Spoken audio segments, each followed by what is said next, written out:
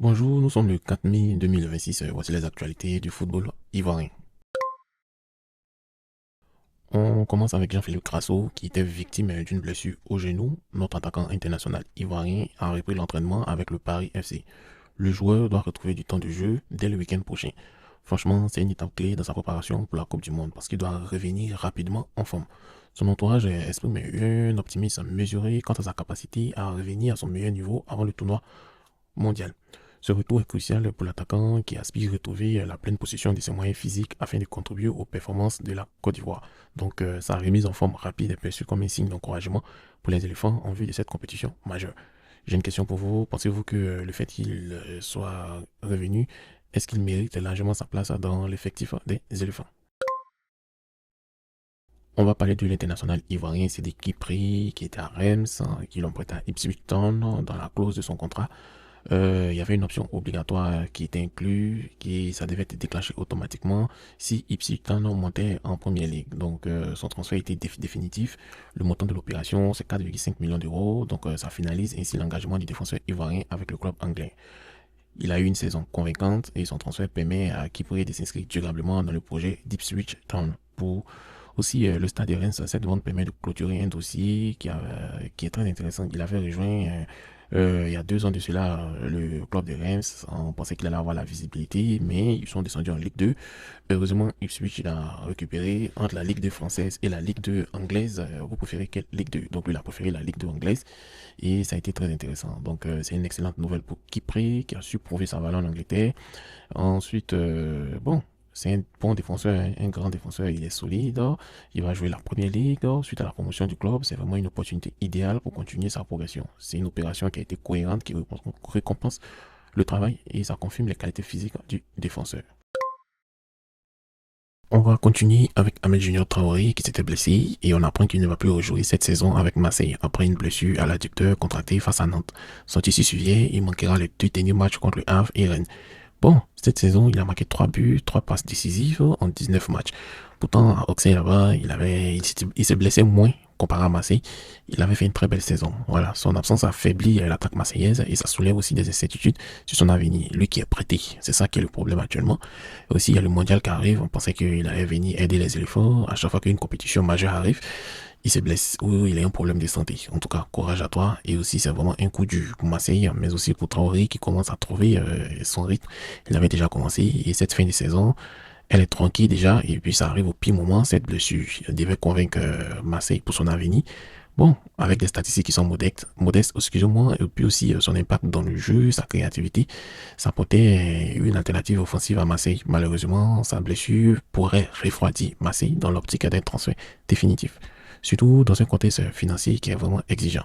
Donc, moi j'ai une question pour vous. Pensez-vous que Ahmed va être transféré, il va rester à Marseille ou il va rester à Bournemouth? Et puis aussi, quel conseil donnez-vous à Ahmed pour lui remonter le moral et pour son avenir? On va continuer, on va parler de la CAN U17. La sélection U17 est en déplacement au Maroc pour participer à la Coupe d'Afrique des Nations de sa catégorie. Le groupe, qui sont exclusivement composés de joueurs qui évoluent localement, ils ont quitté Abidjan. Bizarrement, il n'y a pas de liste officielle, donc c'est pas public, on va voir. Bon, peut-être ils savent ce qu'ils font, mais ce choix de se concentrer sur les talents locaux souligne la volonté du staff technique mené par Bassiri Diabaté de s'appuyer sur des joueurs formés au pays. Il faut noter que cette stratégie de renouvellement de l'effectif vise à préparer les jeunes talents aux exigences d'un tournoi continental, malgré le manque de transparence actuelle sur l'identité précise des joueurs convoqués qui représenteront les couleurs ivoiriennes sur le sol marocain. Bon, en tout cas, il est paradoxal de voir la sélection nationale partir dans une compétition majeure sans que le public connaisse les joueurs convoqués. Il faut noter que cette absence de communication peut créer un manque d'engouement et de suivi.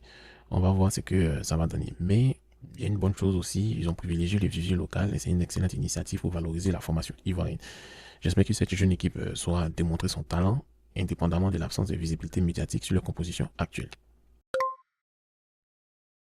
On va continuer avec la demi-finale de la Coupe nationale entre la SEC Mimosa et la SOA. C'est prévu pour le 13 mai et ça suscite des vives critiques en raison de la programmation au complexe de Béjaville. Il faut noter que ce choix est jugé inapproprié par certains observateurs qui estiment qu'une telle affiche est très importante, mériterait une enceinte un peu plus emblématique, mieux dimensionnée comme le stade Félix Houphouët-Boigny pour garantir une meilleure organisation et un accueil optimal du public. Sportivement, le duel s'annonce intense. Le coach de la SOA, excusez-moi, il cherche à confirmer son succès passé face à la SEC. Cependant, l'aspect organisationnel éclipse pour l'heure les enjeux tactiques. La capacité limitée du stade de Bégerville, qui on sait tous que c'est 4000 places, est jugée largement insuffisante pour les attentes populaires entourant cette rencontre. Pour un match de telle envergure, le choix d'un stade mythique s'impose. L'utilisation d'une enceinte de 4000 places pour une demi-finale aussi prestigieuse, c'est contre-productif. On ne sait pas ce qui se passe à la FIF. Cela restreint inutilement l'accès aux supporters et ça dévalue le caractère événementiel de la rencontre. Délocaliser ce choc vers un grand stade permettrait de célébrer le football ivoirien avec l'effervescence méritée tout en assurant une sécurité et un confort bien supérieurs pour tous les acteurs. On reste toujours dans le championnat ivoirien, mais on va en Ligue 2. On a le Yamsoko FC qui a officiellement validé sa montée en Ligue 1 pour la saison prochaine. Ils ont obtenu un match nul face à l'US Bégerville et ça permet au bélier de la capitale politique d'atteindre l'élite du football ivoirien et de concrétiser ici les efforts constants tout au long de la saison. Il faut noter que cette promotion récompense la solidité et la persévérance d'une équipe qui a su naviguer avec succès dans la compétitivité de la Ligue 2. Excusez-moi.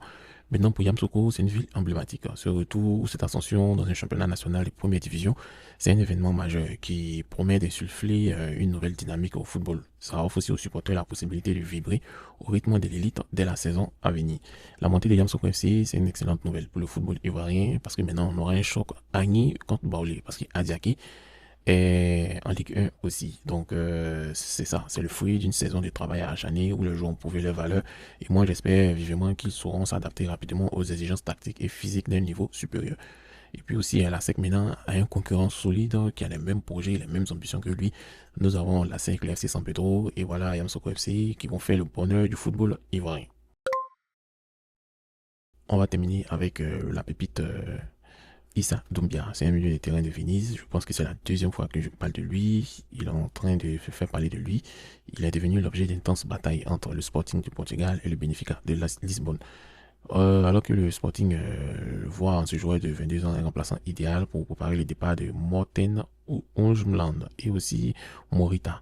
Les bénéfices ils intensifient ses démarches en multipliant les contacts pour sécuriser sa signature.